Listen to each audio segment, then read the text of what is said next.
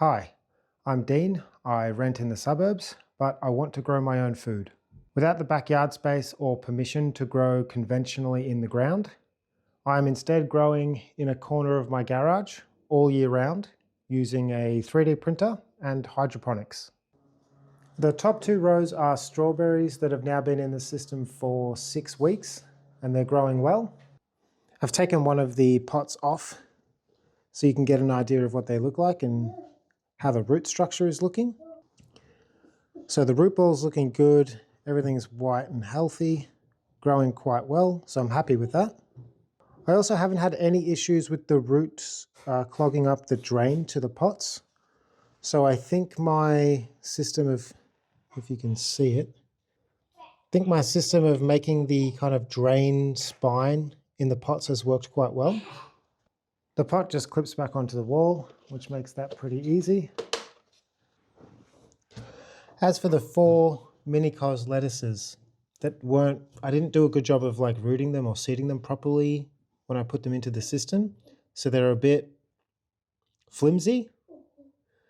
The root growth on these is actually looking pretty good on all of them. Actually, we're starting to get the little roots coming through and growing through all the little clay pebbles. And my plan at the moment is to just kind of anchor them a bit better, push them further down into the pots perhaps. It is a bit of a balancing act though. Last season when I had a similar system growing outdoors, I found that if the lettuces were too deep into the pot, once they grew and the bases got quite large, they would just like disintegrate the pot. They'd just crack the whole thing. Below the strawberries, I have capsicums or peppers along the back. I've also added seedlings for, I think this is freckled romaine. I've also got seeds for tomberries. They're like smaller than cherry tomatoes. So my plan is to put 3 of them along this back row at the very bottom and see how I go. The only thing I'm concerned about is that I know tomatoes typically have larger root balls, so I might have to get some or make some larger pots, but I'm going to give them a go with what I have. The idea is that if I start them at the very bottom of the system, I should be able to trellis them up along the lattice through the other plants.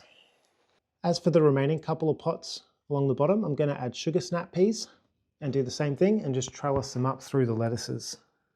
I have also noticed that some of the strawberries are trying to grow through the back side of the lattice. So I am also planning on adding a kind of backing or a cover to this. I'm going to go with a reflective material to reflect a lot of the light from these lights back into the system. From the research I've done so far, it looks like the cheapest way to do that is to buy a couple of emergency mylar blankets. They're about $2 each.